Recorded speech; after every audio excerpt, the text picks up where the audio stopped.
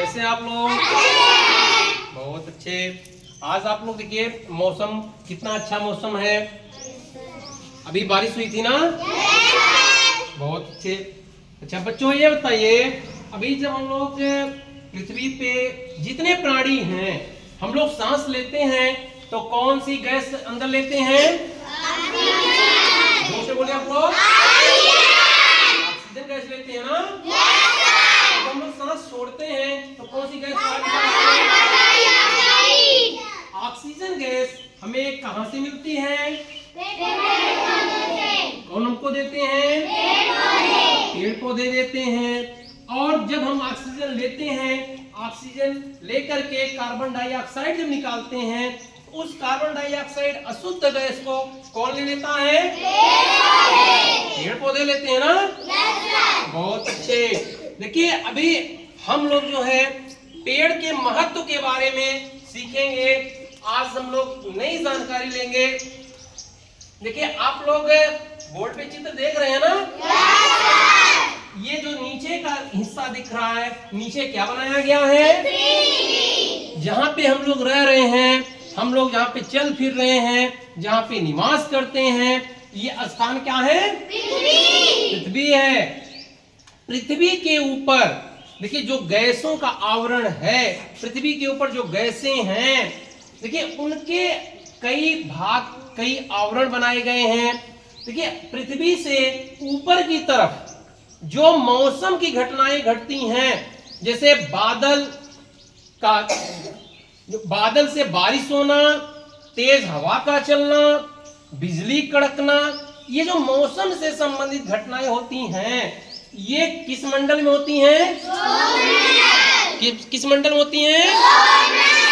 क्षोभ मंडल में घटनाएं होती हैं। देखिए ओस का पड़ना, शीत पड़ना, बादल का गरजना, बरसात का होना, बिजली का कड़कना, ये सब जितनी घटनाएं होती हैं मौसम से संबंधित, सारी घटनाएं किस मंडल में घटती हैं?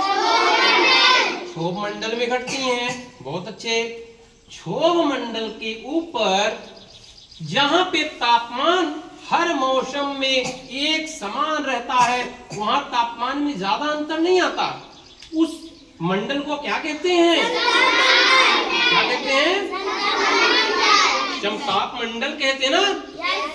देखिए समताप मंडल में जो जहाज उड़ाए जाते हैं, ताकि जहाज उड़ाने वाले पायलट को जहाज उड़ाने में कोई समस्या न हो, वहां एक समान तापमान होता है और वहां पे जहाज आसानी के साथ उड़ाए जाते हैं। ये जहाज जब भी उड़ते हैं वो किस मंडल में उड़ते हैं? बहुत अच्छे। समताप मंडल के ऊपर जो मंडल होगा, उस मंडल का क्या नाम दिया गया है? क्या नाम है? मध्य मंडल है, क्योंकि ये हमारे बीच का मंडल है, इसीलिए देखिए इसका नाम रखा गया है मध्य मंडल। यहाँ ये मध्य मंडल 5 मंडल में से मध्य बीच का मंडल है मध्य मंडल। देखिए अभी आप लोगों को बताया भी गया, जब ऑक्साइड मिलता है, जब 2 ऑक्साइड मिलेंगे तो क्या बनाते हैं? क्या बनाते हैं? Oxygen, O2। और जब ऑक्सीजन के साथ फिर एक ऑक्साइड और मिल जाता है, तब क्या बना लेगा? क्या बनेगा? ओजोन का सूत्र क्या है? क्या सूत्र है? O3 है ना? देखिए ओजोन जो है एक मोटी परत है। कैसी परत है? ओजोन एक मोटी परत है, और ये ओजोन की परत जो है हमारे जीवन के लिए एक सुरक्षा कवच है।